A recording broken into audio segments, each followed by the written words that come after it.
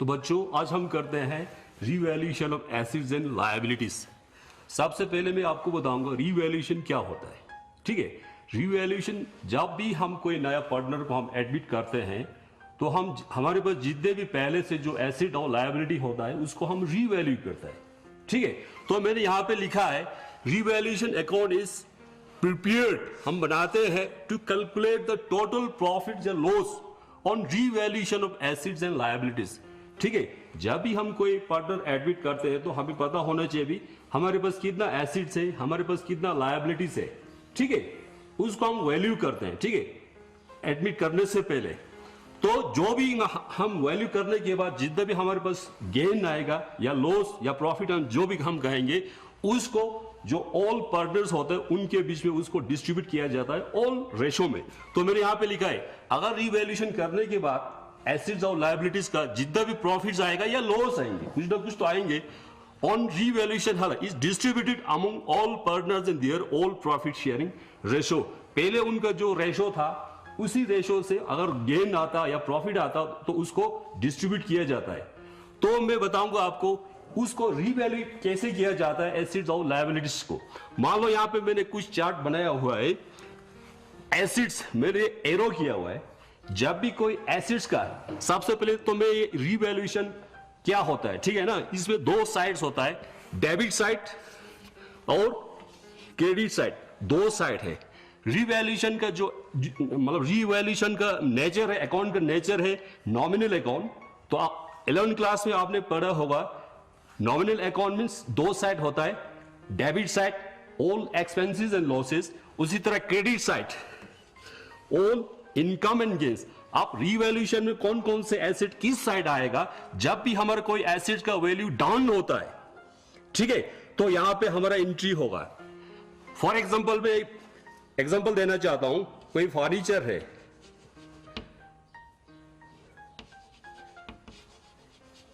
Furniture दो partner से, मान लो पहले मैं ये देता हूं, दो पार्टनर से ए और बी, इन दोनों को बिजनेस करते करते मतलब कई साल बीत गया तो इन्होंने एक फर्नीचर खरीदा था जिसको इन्होंने दिया 50,000। ठीक है, बिजनेस करते करते 2-3 साल बीत गया तो इसका आप अभी इस प्रेजेंट डेट में इसका वैल्यू बना 1 लाख। ठीक है, इसका बना वैल्यू 1 लाख। अब ये जो दोनों का डिफरेंस है 50,000। ठीक है, अब ये फर्नीचर खरीदने से इनको 50,000 का गेन हुआ है। जब भी कोई एसेट्स का गेन होता है तो यहां पे ये प्लस मैं यहां पे कर दूंगा। ठीक है, कोई भी एसेट अगर वैल्यू इंक्रीज होता है तो एसेट यहां पे इस साइड पे उसको हमने एंट्री करना है।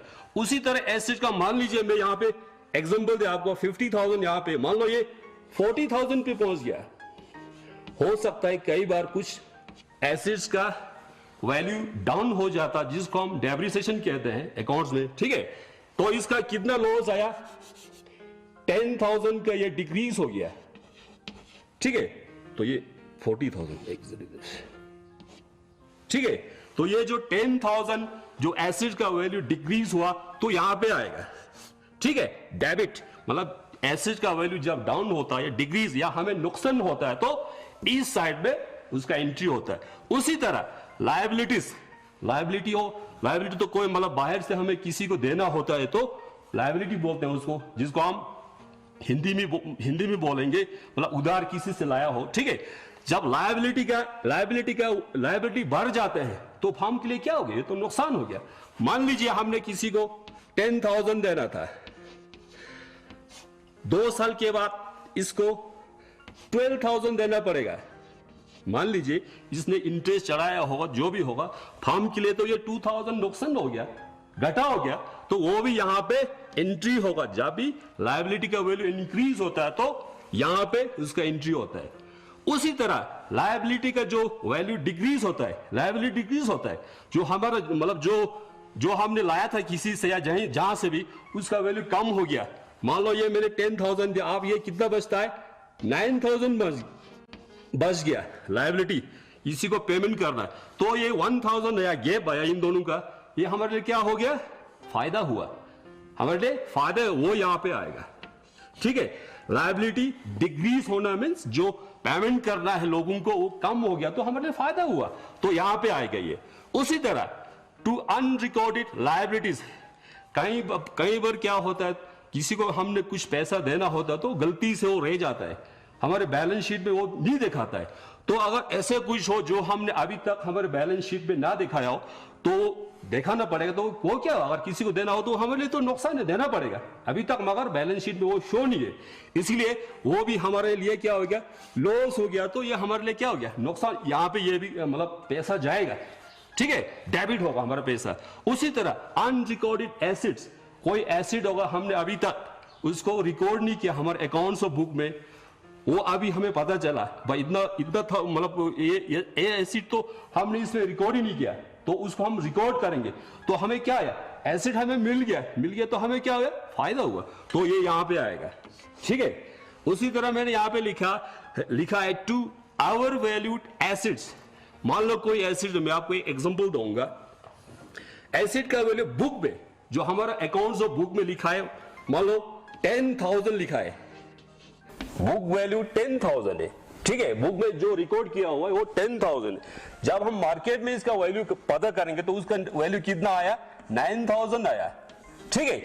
तो ये 1,000 का जो गैप आया, ठीक है, जो 1,000 का गैप आया वो हम के लिए वो नुकसान है, तो वो नुकसान भी हम यहाँ पे एंट्री करेंगे, ठीक है। उसी तरह अंडर वैल्यू एसिड्स, कोई एसिड है जिसका वैल्यू मार्केट में कितना होगा, मान लो 10,000 है, मगर हमने उसको कितना दिखाया, मार्केट वैल्यू उस एसिड का कितना है 11,000, मगर बुक में दिखाया हुआ है 10,000। ये जो 1,000 का बेनिफिट आया, जो कम दिखाया है, वो फार्म के लिए क्या है, फायदा है, ठीक है ना। एक्चुअल उसका जो मतलब जो फार्म बुक ऑफ अकाउंट में वो दिखाया हुआ था 10,000, जब मार्केट में गया तो उसका वैल्यू था 11,000 था। तो इसमें जो 1,000 का जो बेनिफिट आया वो भी यहां पे आएगा, क्रेडिट साइड पे आएगा।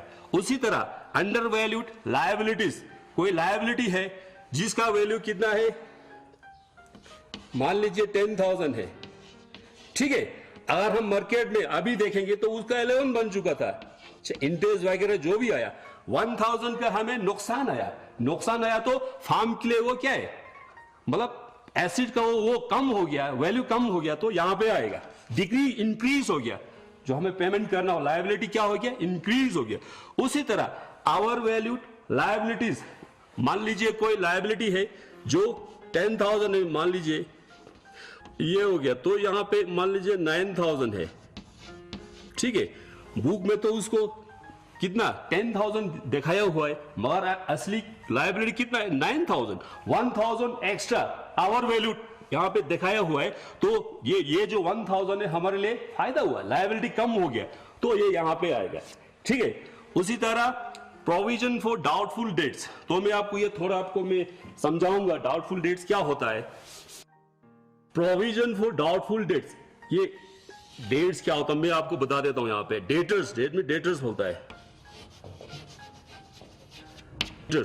मान लीजिए हमने सेल किया है, क्रेडिट सेल, आजकल ज्यादातर क्रेडिट सेल ही होते हैं, आपको पता होगा। तो हमने सेल किया है क्रेडिट, तो हमने किसी से पैसा लाना है, हमें मिलने वाला है, ठीक है।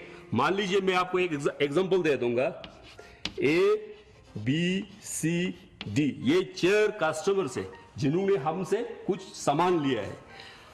हमें A से मिलना था 500 मान लीजिए, उसी तरह B से मिलना था 400, उसी तरह C से मिलना था 100 और D से मिलना था 50 रुपीज, ठीक है।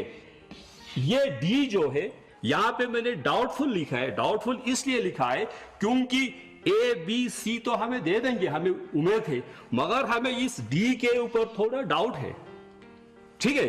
तो जब भी 11th क्लास में आपने पढ़ा होगा बच्चों, अकाउंटिंग प्रिंसिपल पढ़ा होगा, उसमें एक प्रिंसिपल है जिसका नाम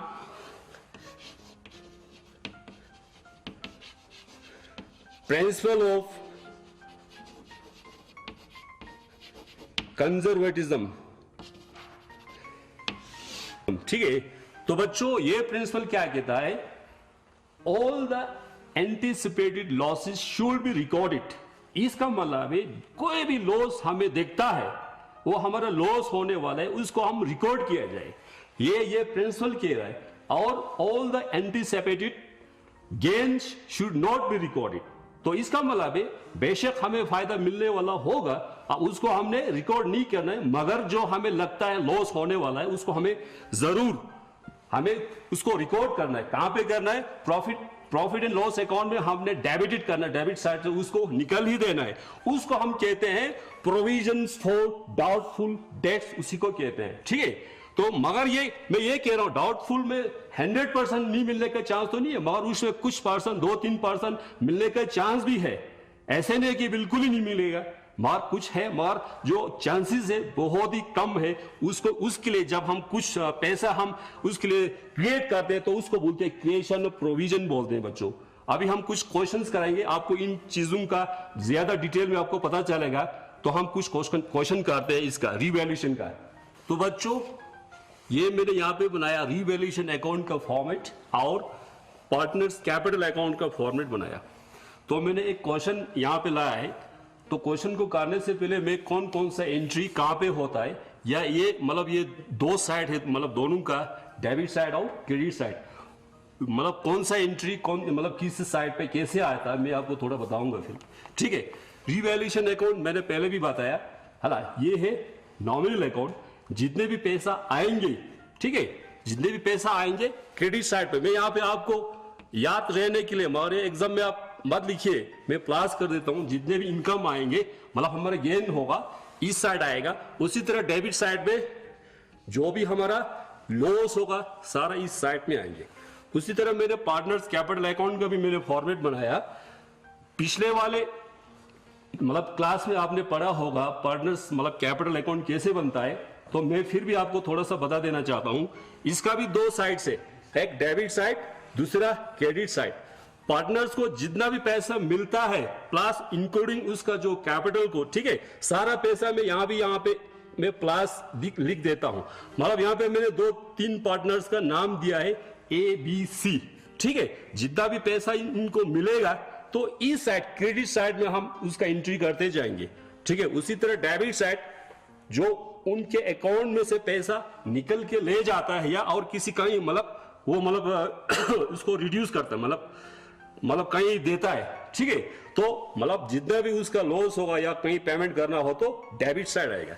तो बच्चों मैंने एक क्वेश्चन लिया है, क्वेश्चन का ये जो मैंने यहाँ पे लिखा है क्वेश्चन का बैलेंस शीट है, बाकी उसके नीचे जो फुट नोट है मैं आपको पढ़ के आपको सुनाऊंगा। पढ़ते पढ़ते हम साथ ही साथ में जो भी एंट्री आएगा हम करते जाएंगे ताकि हमें मतलब ये आसानी से क्वेश्चन किया जा सके। ठीक है, तो आप जिनके पास ये टेक्स्ट बुक होगा, ये एनसीईआरटी का बुक है, पेज नंबर 147 इलस्ट्रेशन 24 का ये क्वेश्चन है।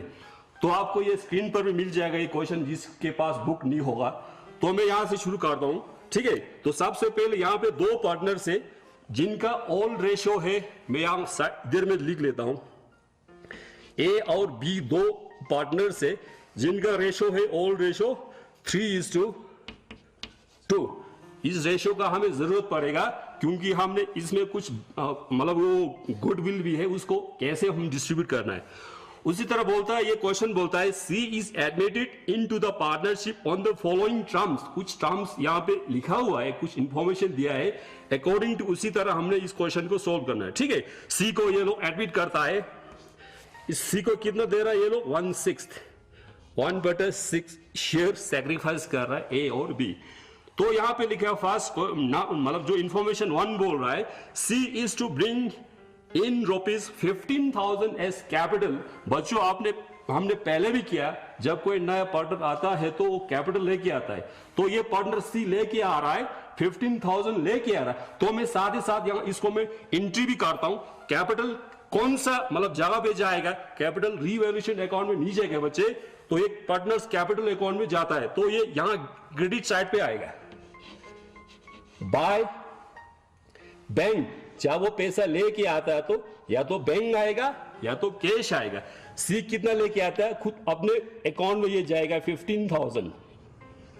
ठीक है, उसी तरह सी लेके आता है एंड ₹5,000 एज प्रीमियम, वो गुडविल लेके आता है कहां पहुंच गया, 5000 एज प्रीमियम फॉर गुडविल, और 5000 वो ऐसा प्रीमियम लेके आता है कैपिटल के साथ, आपको पता है गुडविल भी लेके आना पड़ता है, वो गुडविल भी हम डिस्ट्रीब्यूट कर लेंगे, वो किसको मिलेगा, ए और बी को मिलेगा in this ratio, all ratio में उस गुडविल को हमने डिस्ट्रीब्यूट करना है, ठीक है। यहां पे आएगा बाय गुडविल, क्योंकि ये जो गुडविल है ए और बी को जिस तरह उन्होंने सेक्रीफाइस किया उस हिसाब से ये गुडविल डिस्ट्रीब्यूट होगा। बच्चों मैंने आपको पहले एक सेक्रीफाइसिंग रेशियो मैंने बताया था, यहां पे इस क्वेश्चन में वो सेक्रीफाइसिंग रेशियो निकलने की जरूरत नहीं है, क्योंकि इस क्वेश्चन में बोलता है ए और बी दो पार्टनर्स है और सी इन्होंने जो एडमिट किया उसको 1/6 दे रहा है, और इस क्वेश्चन में यह नहीं दिया है कि सी ए इस सी को कितना पेमेंट करना है, बी सी को कितना पेमेंट करेगा। बेशक 1/6 दे रहा है मगर वो इंफॉर्मेशन नहीं दिया है कितना कितना सी को कंपेंसेट करना है, सेक्रीफाइस करना है। तो उस हिसाब से यही रेशो ए और बी का ऑल रेशो से ही उनका जो गुडविल जो लाएगा सी उसी को डिस्ट्रीब्यूट करता है। तो सी लाता है कितना, 5000 लाता है।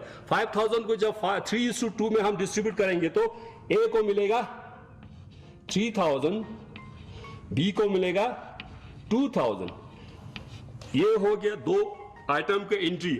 अब नेक्स्ट बोलता है the value of stock is reduce by 10%। तो मैंने यहां पे बैलेंस शीट यहां पे मैंने बनाया हुआ है, स्टॉक का वैल्यू कितना है, ये जो ऑल वैल्यू है स्टॉक का वो है 15,000। यहां पे क्वेश्चन कह रहा है स्टॉक का जो वैल्यू 10% डिक्रीज हो गया, तो मैं यहां पे आपको ऐसे में कर दूंगा 15,000 स्टॉक है तो इसका वैल्यू कितना डिक्रीज हो रहा है, 10%। तो ये बन गया कितना, 1500 बन गया इसका, ठीक है। कितना बन गया, 1500। आप ये जो 15, अभी तो हमने स्टॉक की बात की, स्टॉक का वैल्यू क्या हो गया पहले हमने पढ़ा, हमने डिटेल में, हाँ मतलब वो रिवैल्यूएशन के बारे में, एसेट और लायबिलिटी के बारे में पूरा हमने वो किया था। अब यहां पे एसेट्स का वैल्यू डिक्रीज हो रहा है, कितना हो रहा है, 1500। हमने पूरा ये कितना पूरा नहीं लेना है, सिर्फ जो डिफरेंस होता है जो पहले था अभी जो प्रेजेंट मतलब टाइम में कितना उसका वैल्यू है उसी हिसाब से ये डिक्रीज हो गया। तो जब पैसा जाता है तो यहां पे नुकसान होगा तो इस साइड आएगा टू स्टॉक, कितना 1500। उसी तरह next board while plant and machinery is appreciated by 10%। Appreciated mean increase हो गया, प्लांट और मशीनरी का वैल्यू इंक्रीज हो गया। पहले कितना था, प्लांट एंड मशीनरी ये 30,000 है, 30,000 का कितना 10%, जब 10% इसका इंक्रीज हो गया तो ये आएगा यहां पे 3000, ठीक है। तो प्लांट एंड मशीनरी का भी वैल्यू इंक्रीज हो गया तो कहां आएगा बच्चे, इंक्रीज हो गया तो इस साइड आएगा क्योंकि हमें गेन हुआ है। तो यहां पे प्लांट एंड, मैं यहां पे P&M लिख देता हूं क्योंकि यहां पे जगह है नहीं। प्लांट एंड मशीनरी कितना इंक्रीज हो गया 3000। उसी तरह फोर्थ कह रहा है फर्नीचर इज रीवैल्यूड एट 9000। यहां पे कितना है, फर्नीचर का वैल्यू 10,000 है, पहले बुक वैल्यू है 10,000, अभी वो नीचे आ गया, उसका वैल्यू डाउन हो गया, कितना डाउन हो गया 1000। यहां पे 9000 को जो वैल्यू रीवैल्यूड किया 9000 है तो ये क्या हो गया, ये लॉस हो गया। यहां पे आएगा फर्नीचर, फर्नीचर कितना 1000 कम हो गया ये, ठीक है।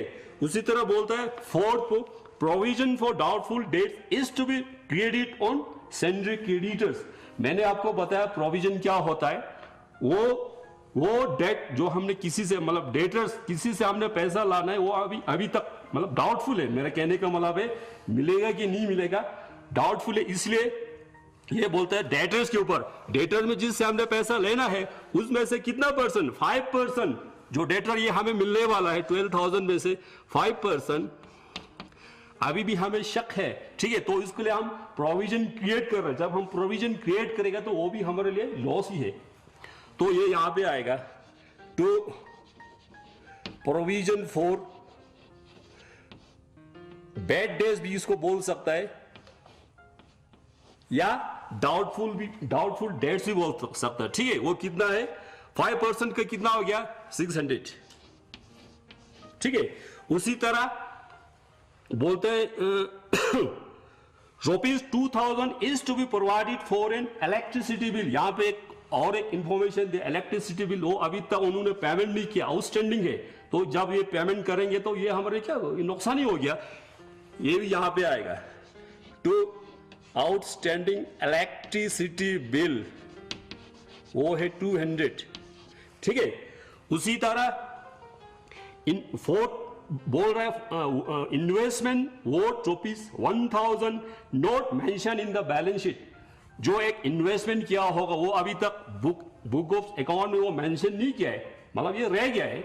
जब हम इसको पता चला अभी इन्वेस्टमेंट किया 1000 का, ये क्या हो गया हमारे लिए फायदा हुआ, गेन हुआ, तो ये यहां पे आएगा बाय इन्वेस्टमेंट में पूरा यहां पे जगह नहीं है, वो कितना 1000, ठीक है।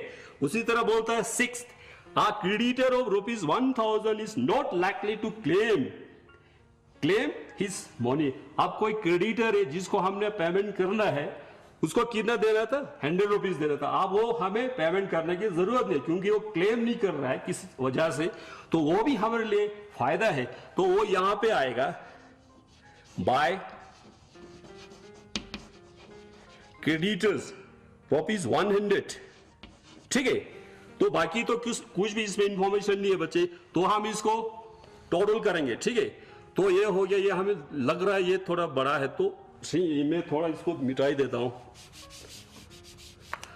तो ये मैं थोड़ा इसको बड़ा करता हूं। क्लोज, जब भी अकाउंट क्लोज करना तो यहां पे डबल लाइन होता है। 4100 इसका टोटल हो गया, ठीक है। तो इसका कितना बनता है 3300, तो वहां पे आया 4000। टोटल तो दोनों का सेम ही आना चाहिए 4100, ठीक है।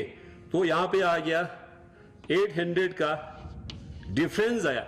ये जो 800 है ये रीवैल्यूएशन गेन या जिसको हम प्रॉफिट भी बोल सकते हैं। तो ये 800 जो है ए और बी को ओल्ड रेशो कितना था 3:2 था। इसी रेशो में ए और बी के इसको डिस्ट्रीब्यूट किया जाता है ये प्रॉफिट को। तो यहां पे इसका एंट्री कैसे होगा, टू प्रॉफिट ट्रांसफर टू ए और बी। इसको ए को मिलेगा 480 320, ये थोड़ा कम हो गया, ये थोड़ा ऐसे करके चलो ये ठीक है भैया। तो ये हो गया हमारा प्रॉफिट आया, रिवैल्यूएशन हमारा अकाउंट बन गया। अब ये जो प्रॉफिट आया ये प्रॉफिट किसको मिला, ए और बी को मिला।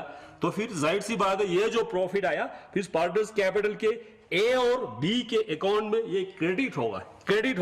क्रेडिट मींस प्लस होगा उसको, ठीक है। यहां पे हम लिखेंगे बाय रिवैल्यूएशन, ब्रैकेट में आप लिखिए प्रॉफिट, ठीक है। ए को मिला, यहां पे जीरो कम हो गया 480 और दूसरे को कितना मिला 320, ये भी ठीक है। तो ये हो गया रिवैल्यूएशन का। अब यहां पे आएगा, यहां पे मैंने बैलेंस शीट किया हुआ है, ए का कैपिटल ए और बी का कैपिटल यहां पे आता है। तो इनका कितना है, ए का यहां पे आएगा बाय बैलेंस ब्राउट डाउन, ठीक है। ये ओपनिंग बैलेंस बन गया ए और बी का। ए का 30,000 और बी का 20,000, ये लीजिए। फिर और आएगा, क्या आएगा आप बस, बाकी तो इसमें कुछ नहीं आएगा। अब इसको हम क्लोज करते हैं। तो ये सी का तो सिर्फ 15,000 ही आएगा क्योंकि जो जितना इसने लेके आया वही है। उसके बाद बी को 22,320 जगह नहीं इस पे। इसी तरह ए का टोटल कितना बनेगा 33,480, ये हो गया क्रेडिट साइड का। अब हम डेबिट साइड पे आते हैं। ए बी सी किसी ने किसी को भी कुछ नहीं दिया, तो जितना भी इसके अकाउंट में पड़ा हुआ है वही रहेगा। तो यहां पे आएगा टू बैलेंस कैरी डाउन, ये हो गया इनका क्लोजिंग बैलेंस। तो यहां पे मतलब जितना भी आया, एक अकाउंट में था 33,480, उसी तरह बी के 22,320 शायद 22,320 उस जगह का में, उसी तरह सी का 15,000। ठीक है, ये तो हो गया क्लोजिंग बैलेंस। अब इसको भी हम क्लोज करते हैं, क्लोज करेगा तो डबल लाइन, तो वही अमाउंट आएगा 33,480। उसी तरह बी का टोटल है 22,320, उसी तरह उसका तो 15,000 ही रहेगा। तो बच्चों ये था रिवैल्यूएशन अकाउंट कैसे बनाया जाता है और पार्टनर्स कैपिटल अकाउंट कैसे बनाया जाता है। ठीक है, तो ये हुआ revaluation of partners capital account. कल हम बनाएंगे इसी का बैलेंस शीट किस तरह बनाया जाता है, जर्नल एंट्रीज किस तरह पास किया जाता है। आज के लिए इतना ही, थैंक यू।